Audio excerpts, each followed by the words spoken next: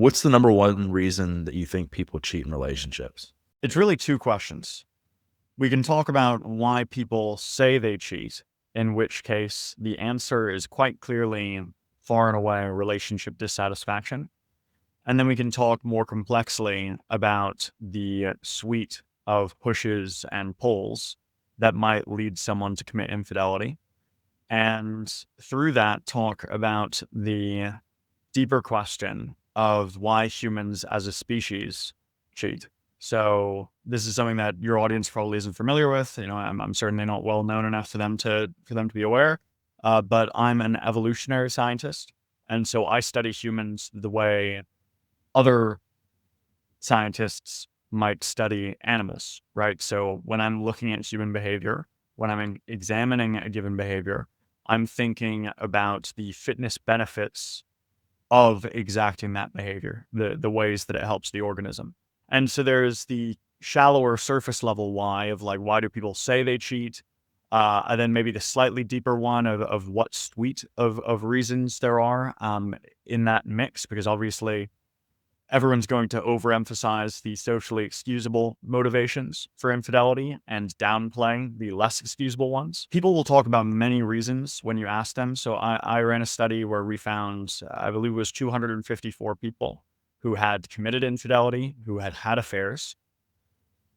And in those cases, people were asked why they had an affair. And the most common motivation for both men and women was relationship dissatisfaction. Now, this motivation was more common in women than in men. So most women in our sample, about 2/3, 60%-ish, said that they cheated because they were unhappy in their primary relationship for some reason. And about 1/3 of men said the same. But I want to emphasize here that why people say they cheat and why people actually cheat, even from an internal motivation perspective, even putting the evolutionary story to the side, isn't always the same. We're all liable to do this. We're all liable to downplay motivations that are less conscious and less socially desirable. These are things that are well documented and also very intuitive. So if you were to wrong someone in some way and you did it for a variety of reasons, let's say the reasons are they wronged you, right? And because it would feel good, right, for you to do whatever bad thing you did, most people, when they're asked, why did you do that? They're going to emphasize, oh, the other person wronged me as their motivation. They're not going to talk about, the selfish benefits because those won't come across well.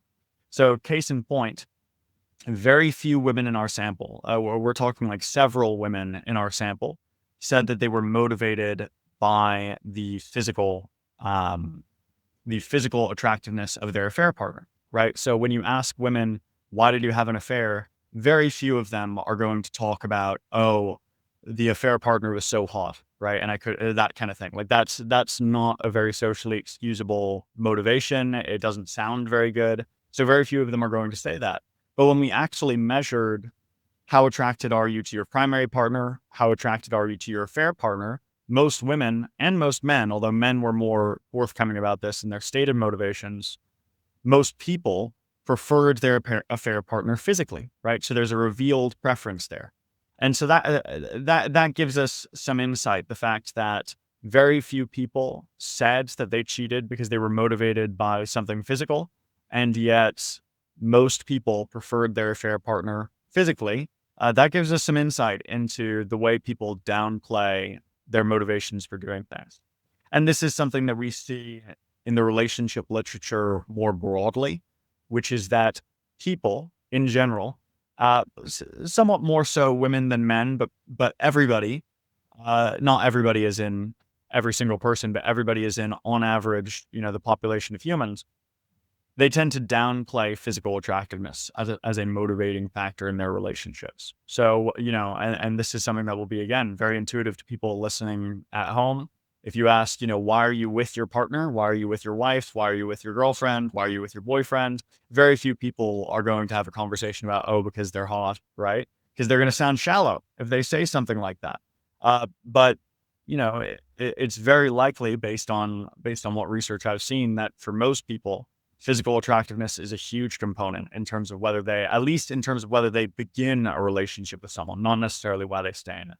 So it was a very long, circuitous answer, but I'm hoping that it opens up avenues for further discussion.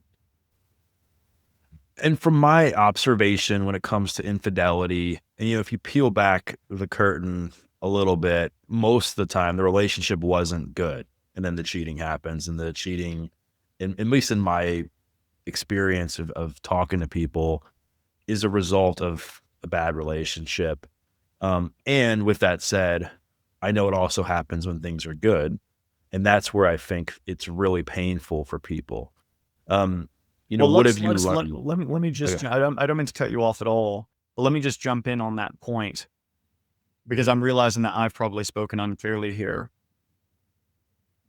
Infidelity as an action is motivated by pushes and pulls, right? So, as you say, I would agree with you that in many and perhaps most cases of infidelity, there are problems with the primary relationship. This is certainly well supported for women's infidelity, if not necessarily men's.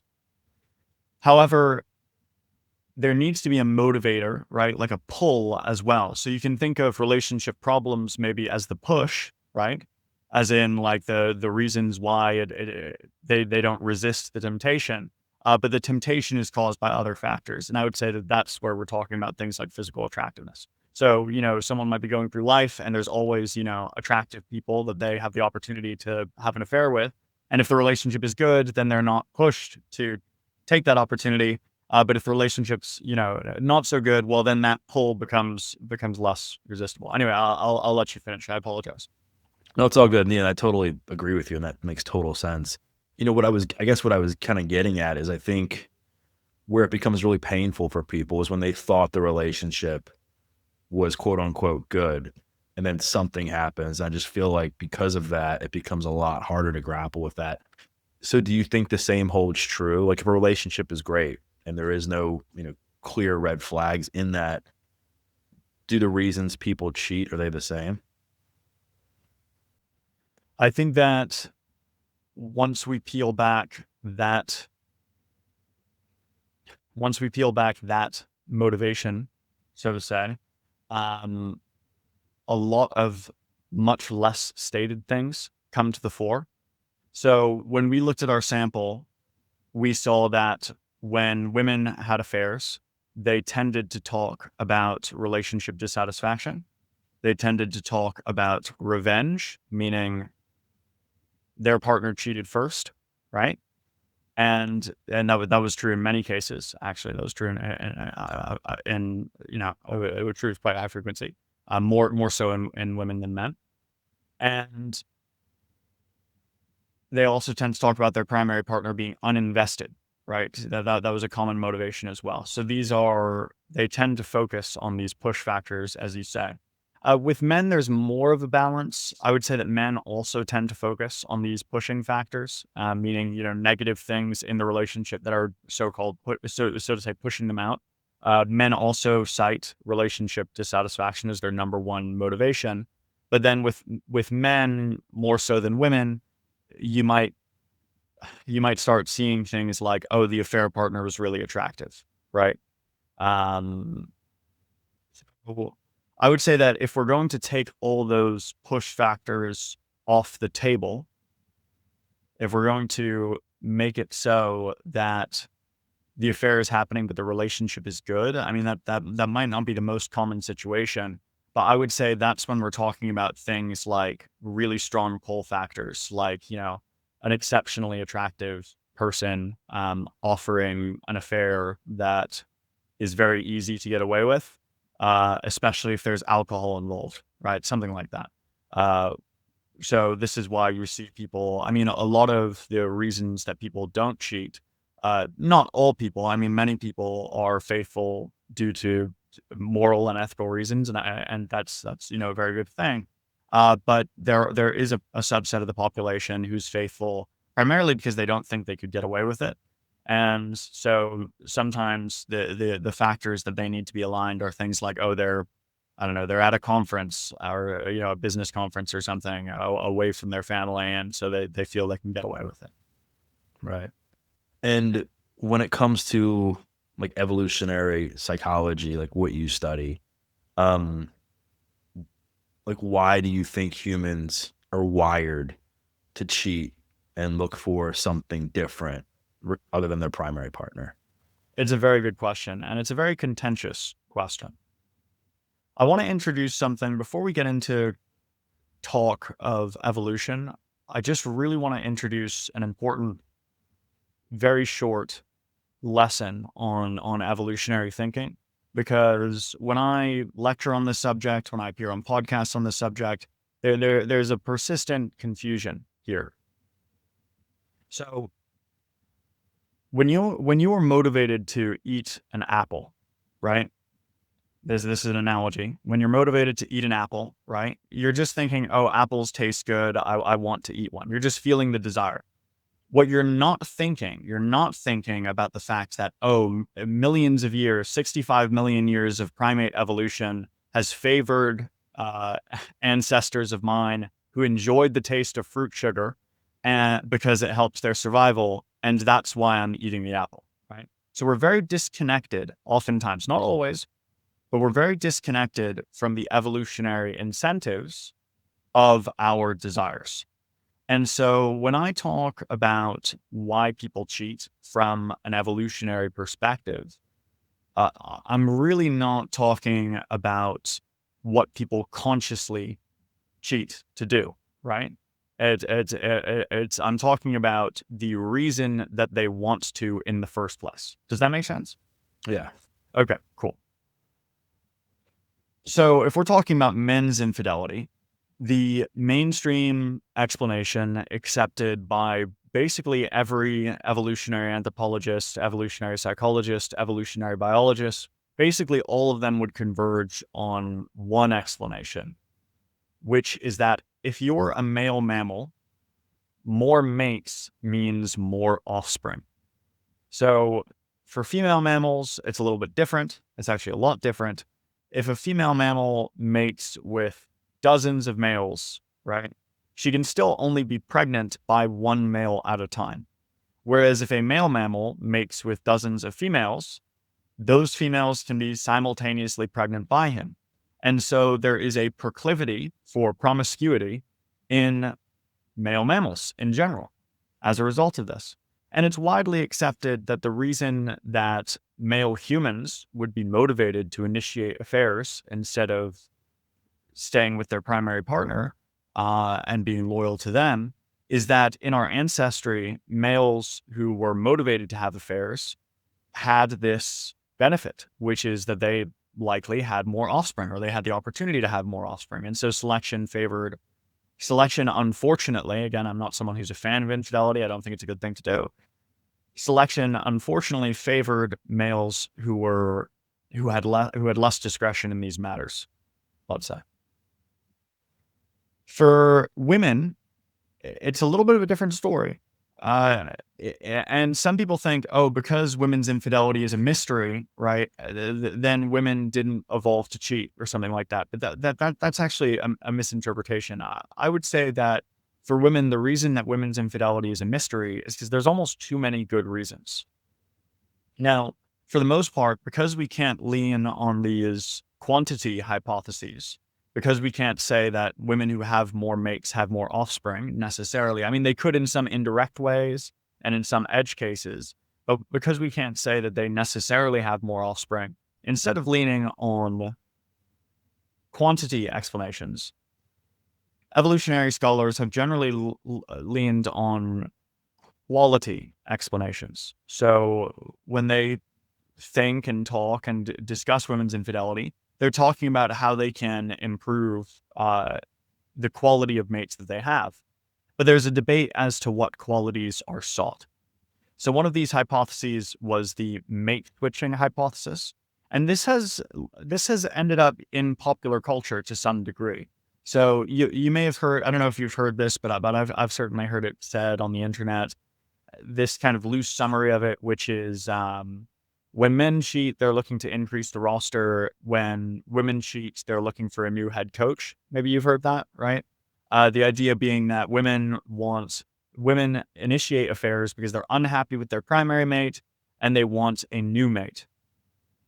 And we can talk about the evidence for and against that proposition. The other hypothesis is known as the dual mating hypothesis. So we've talked quite a bit about the motivator of physical attractiveness, and that may seem peculiar to some people. This is a bit of a dicey conversation to cover because it's quite complex and it's easily misinterpreted in various negative ways. However, the reason that conventionally attractive traits are attractive conventions is often because they provide some real benefit to the organism that selects them.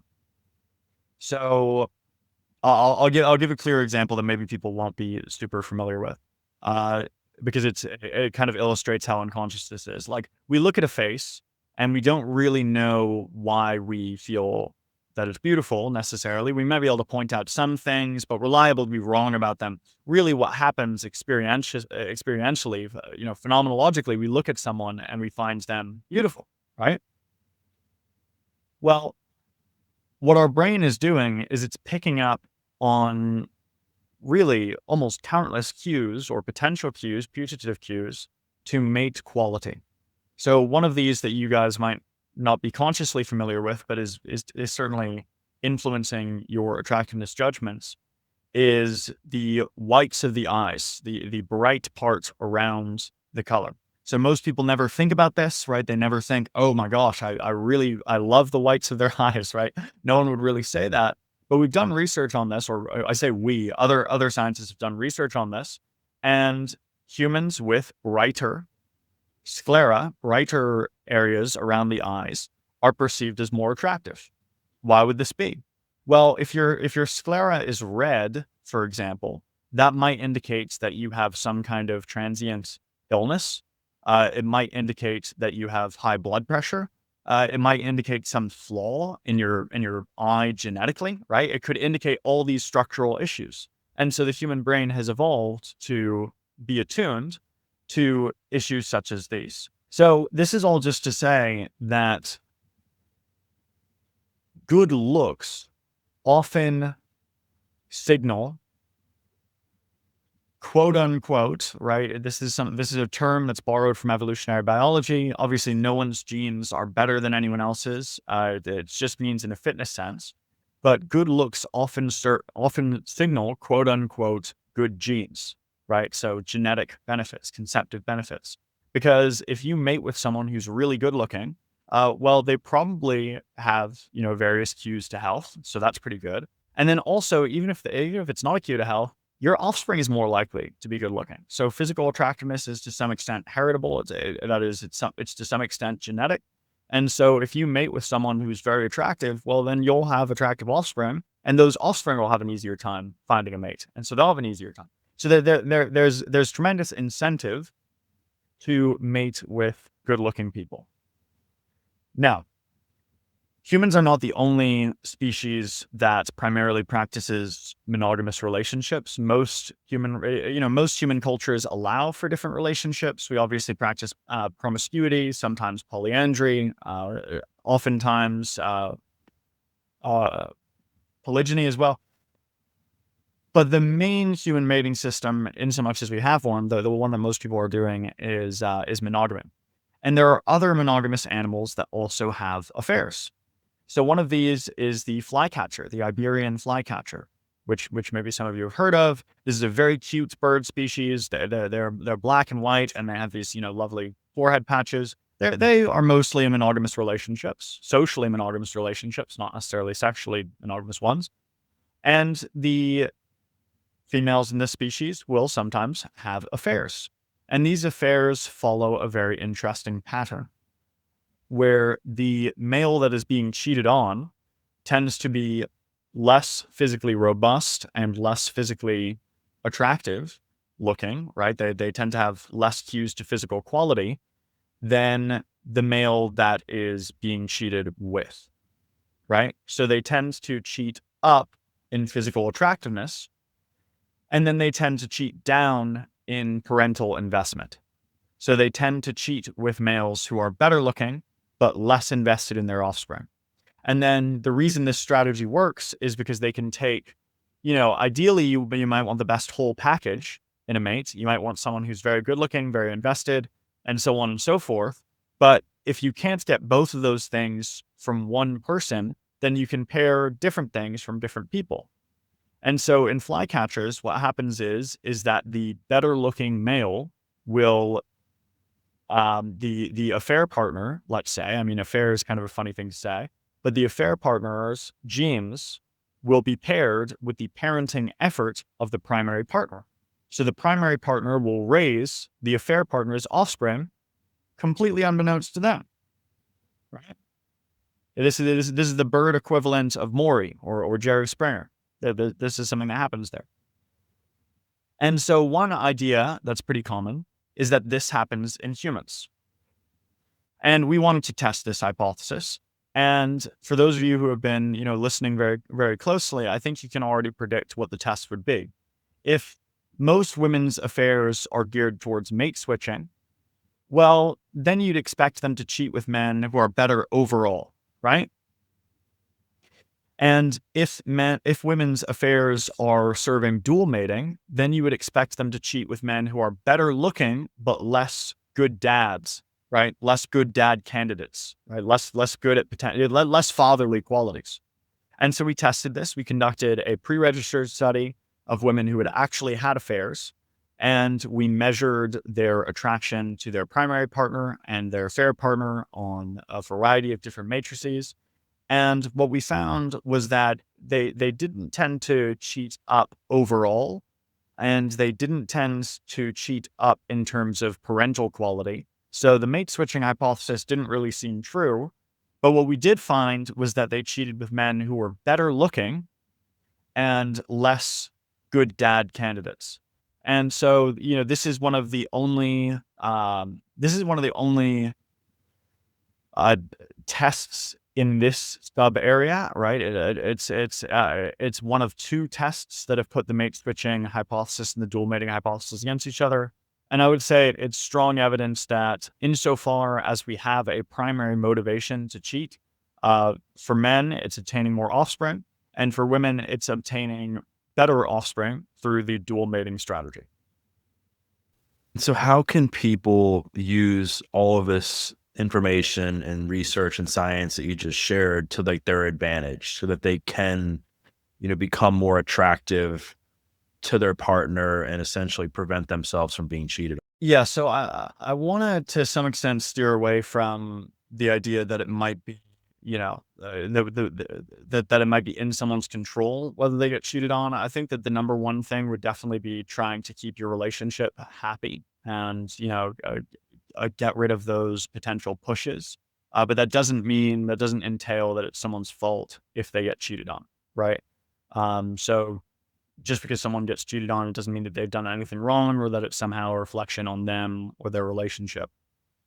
As for physical attractiveness, it's I think that there's some suggestion here that maybe being more attractive can act as a protecting factor against infidelity. But I think more research would need to be done to be sure of that. I would say that the main thing that you would want to do is just try to keep the relationship quality as high as possible. How does that relate to like attraction? I would love for you to talk about the science of attraction and what makes men attracted to women and vice versa, given your research and background. Yeah, so it wouldn't be given my research specifically, but kind of the fields in general, I would say. I think that this is all going to be very intuitive. Humans want a lot of things from partners. We want someone who's loyal, who's honest, who's kind, who shares our values, traits that will make them. I mean, you have to remember that human pair bonds evolved in the context of co-parenting. So most of the things that we find attractive personality-wise are things that will help you if you're going to enter a co-parenting relationship, right? We don't want someone who's unreliable or, disloyal or dishonest. We want these positive traits because these positive traits would help in the context of co-parenting. However, I would say that these personality variables, they become important slightly later. So I would say that during the initial, and this is based on speed dating studies, dating apps, some vignette studies, I would say that during the initial stages of attraction, uh, looks, the way people look, is probably, I'm not saying this is what people would say it is. I'm not saying this is what people would perceive it as, but looks is probably the most important thing early on.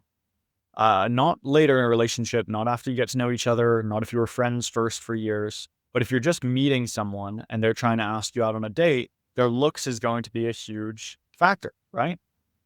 And so people want good-looking people, and the way that this seems to function, based on my reading of literature, I mean, there's some debate here, is that it seems to function sort of like a threshold. So if you're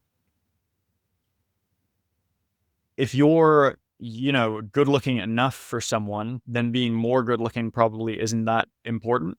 But if you're not good looking enough for someone's standards, well, then if you walk up to them in the bar, there's almost nothing you could say, right, to dig yourself out of that hole, if that makes sense. And this is supported by a very interesting study where they mix and match. It's kind of like a dating app, right? Except they mix and match the profile photos and the biographies. So this is called a vignette study. And what they did is they matched different photos with different descriptions for men, right? And then they showed these to women. And what they found was that personality, the biography, was decisive if the man was hot enough. So if the man was good looking enough, then the personality biographies, then those made the difference, right? That was what determined who wanted to date who. But if the man was not good looking enough, then the personality variables did not have an effect. Now, some people might be listening and might find this surprising. They might think, well, I don't really care that much about looks. I'm not that shallow. But what's interesting is that people tend to underestimate how much they care about looks because looks biases our perceptions of people's personalities. So there have been tons of studies over the years. This is a research tradition called the halo effect, where we find that people subtly are biased towards better looking people and inferring better traits about these people. So, for example, better looking people are perceived as funnier, even when they're not. There was a study where they compared video recordings versus audio recordings of people being funny. And they found that in the audio only condition, worse looking people were funnier. And in the video condition, better looking people were funnier, right? And we see downstream effects of this beyond dating. I mean, better looking people are less likely to suffer a misdiagnosis from doctors. Better looking people are less likely to be arrested, less likely to be sentenced for a crime. And if they do get sentenced, they get sentenced for less time. Better looking people are more likely to be hired for a job. And when they are hired, they're more likely to get a better salary. Better looking waiters and waitresses very likely get better tips. I mean, we could go on and on as to the ways that looks bias our perception of others. And so when I say that looks are very important in the early stages of dating, they're even more important than I think most people realize. And I think the reason is that people think like, oh my gosh, he's so wonderful, she's so wonderful, he's so funny, she's so nice. But you don't know this person, right? You just met this person half an hour ago. In reality, it's very likely that their physical presence is biasing your perceptions, because we see this a lot. I mean, this is love at first sight, right? People see someone, they feel incredible emotions for them, and it's like, what information was conveyed? Their looks. And so taking this like one step further, let's just say somebody gets into an actual relationship, they're getting to know each other. Like what actually matters as far as attractiveness? Yeah. So, I mean, I think that once you're in a relationship, people intuitively know this. When people get into a relationship, especially a happy relationship, they tend to spend less time on their looks on average. So, and this makes sense because what research we have on the subject suggests that looks matter less the longer you're with someone. So one example of this is research into the friends first phenomenon, where when people are friends before they start dating romantically, uh, looks matter less. And the longer they were friends before they started dating, the less looks matter at all, right? And this is kind of a miniature version of what happens within relationships, which is that as people date for longer and longer, they really care less and less about their partner's physical attributes and more about the other information. Because again, as we discussed, the reason that we find good looks attractive is because they quickly convey positive information or negative information about a person. But then when you actually have the information, well, then the value of looks as an informational device kind of gets squeezed out. Right. And it depends on the person. People have their own mate preferences, their own unique desires. But I would say that it is things like shared values. It is things like honesty. It is things like loyalty. It is things like humor. It is things like intelligence uh, that matter more within a relationship once you've been dating for a while. And then also the nature of the relationship. Like, are you guys negative towards each other or positive? Do you guys continue to invest in the relationship, continue to date, continue to sleep together, and so on and so forth? Those things are probably going to matter a bit more than your hairstyle after a few years.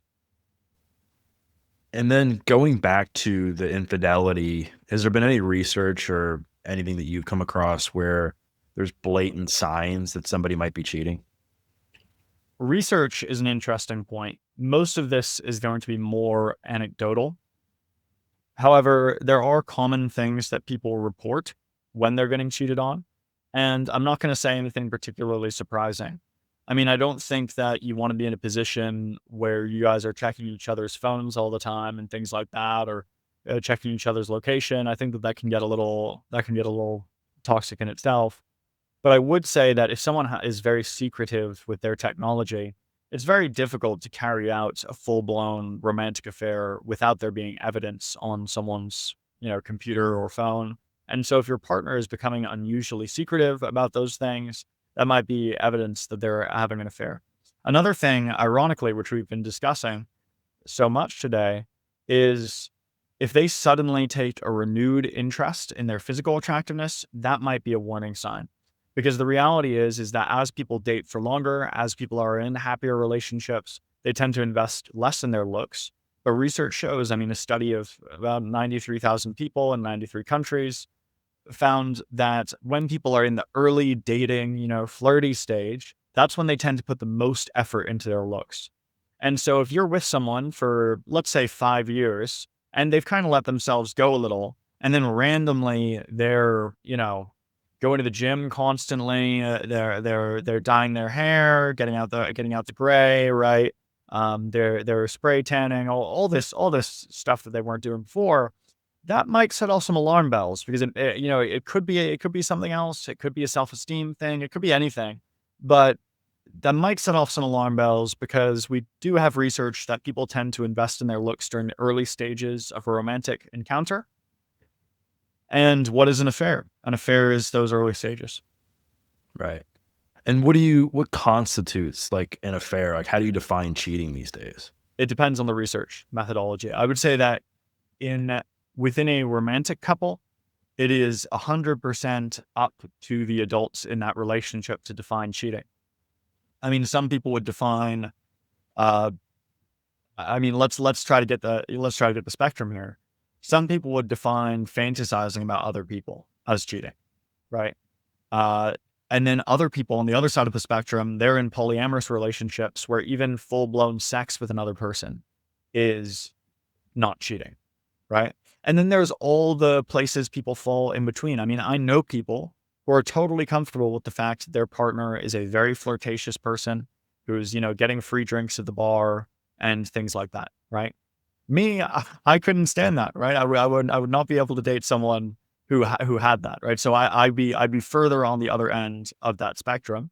And then, I certainly know of people who are in relationships where if their partner got drunk and kissed someone at a bar, it wouldn't be the end of the world. It'd be like, oh, you idiot, right? Whereas for many other people, it would be the end of the world, right? That would be the end of the relationship. It would be devastating. So there's a full spectrum here as to what people define as cheating. Now you asked me, so I'm going to answer just from my research perspective. Again, this is not at all reflective of my personal life, but because I'm an evolutionary scientist, I am interested in mating. And this is one of the crazier things that I tend to say. So, don't look at me like I'm insane.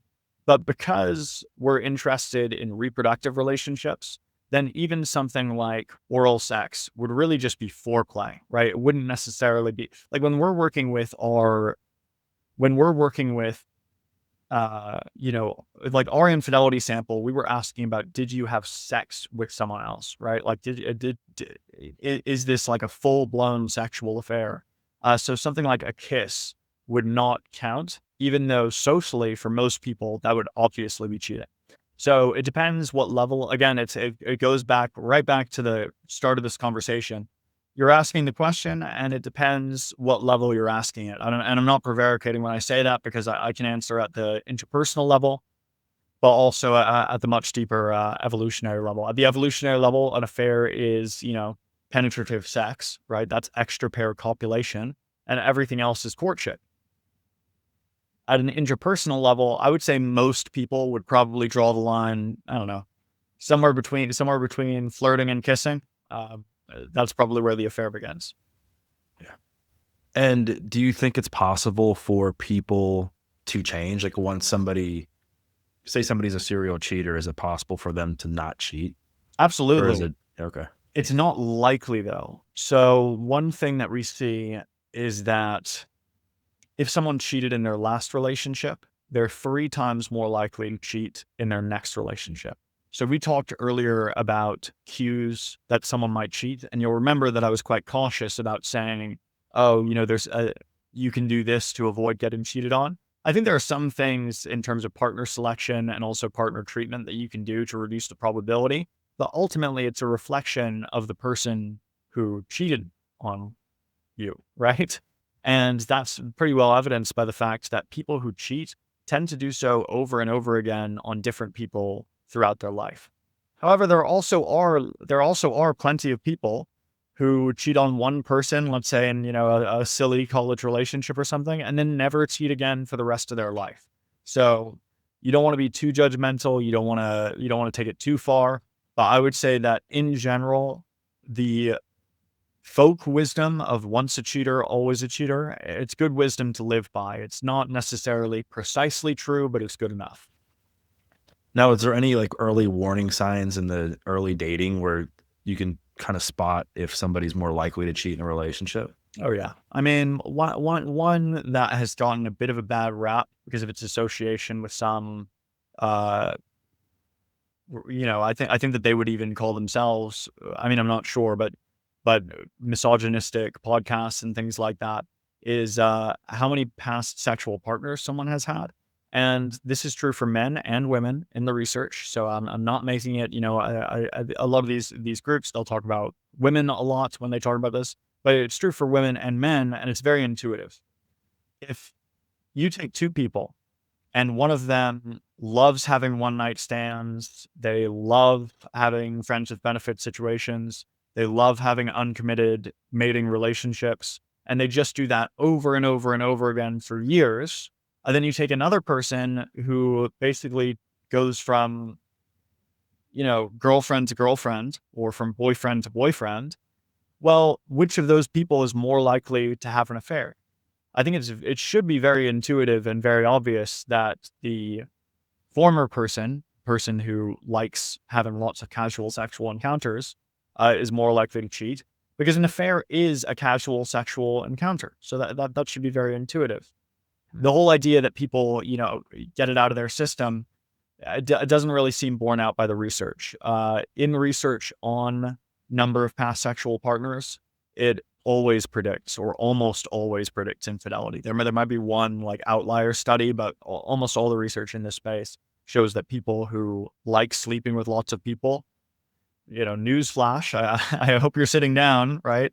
Uh, they tend to continue to like having sex with lots of people once they're in a relationship, more so than chance, or more so than people who don't live that sort of lifestyle. Uh, Another thing would obviously be, have they cheated in the past? So it's all well and good for someone to say like, "Oh, I've changed, I'm different." And a lot of people do change, and a lot of people are different. But recognize that they probably didn't go into their first relationship where they cheated planning to cheat, right? So the fact that they're going into your relationship not planning to cheat doesn't necessarily mean that they won't, right? Uh, Past behavior is the best predictor of future behavior. If someone's cheated in the past and you become aware of that, I would say that that's something to at least consider. Narcissism, especially sexual narcissism, predicts infidelity. And this is a tricky one because a lot of people, they get cheated on repeatedly by different people. And sometimes it's because of the sort of person they're attracted to. So the unfortunate reality is that people who are very confident in bed, very, self-assured and, think that they're super sexy, a lot of people find that very attractive, right? In a romantic context. But what little research we have on this indicates that those people are also more likely to have affairs. So, I mean, I could talk all day about this. There's plenty more examples, but I think I'll leave it at through so we can get through your questions. Yeah. And then what do you think is the most like scientifically proven way to become more attractive? Is it working on your looks? Well, I think that if you want to become more attractive in a long-term relationship context, then it would be more so working on yourself and what's inside. But in terms of the initial stages, like if you're, it depends who's listening. Like if you're listening to this and you're, a married man or a married woman, then your looks do still matter, but they don't matter as much as what's inside, frankly, for most people. But if you're single listening to this and you're trying to obtain a partner, well, then it is very likely that looks are what you should be investing in. And that's just based on, again, speed dating studies, dating apps today. A lot of young people, I know there's going to be some young people listening. Uh, a lot of young people, they meet on these dating apps. And that means that people are going to decide whether they like you or whether you get a chance based on a photo of your face. But even if you're not using a dating app, I mean, you can meet a partner by walking up to them. But if you're not good looking enough for them, then that's not going to work. So I would say that during the initial stages of attraction, yes, looks is most important, and in the later stages, then personality. How has social media changed things regarding attraction and infidelity? I think that it's made it easier, but I don't think it's changed the rules of the game in any sense. I think it's easier to meet people and initiate affairs as a result. I mean, I've heard some people, public figures. I can't remember who, but I saw someone say, "Oh, it was the divorce lawyer guy." Maybe you've talked to him. But I saw him. I think his name's James Sexton or something. I'm not sure, but he was saying that Instagram is basically an infidelity machine, and I think that's true. I think that social media just makes it way easier to cheat on people because it makes it way easier to find people. So based on everything we've talked about, like what advice do you have for the listener or the viewer to take all the information and science that you've been talking about and apply it to their daily life without like being overly like cautious or concerned? I mean, my to be 100% honest with you, I'm interested in this topic because it's intellectually interesting. And I think that the not thinking too much about it from an academic perspective isn't necessarily going to help you from a practical perspective. Millions of years of evolution trained your brain to navigate situations like this.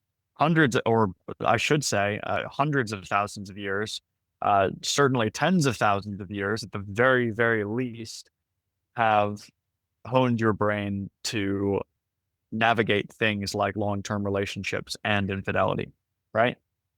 And so when it comes to selecting mates, when it comes to attracting mates, when it comes to being in relationships and navigating your relationships, your evolved intuitions, your gut feelings, right? Your emotions, those are going to guide you, I think, better than one or two scientific studies that you heard about from me today. So it might sound flippant, It might sound overly carefree, but I think that the best relationship advice that I can give is to follow your heart, because your emotions are the result of your ancestors' good decisions. I mean, they reproduced, so you'll be fine. Mackin, this has been awesome. Thank you so much for your time. I really appreciate it.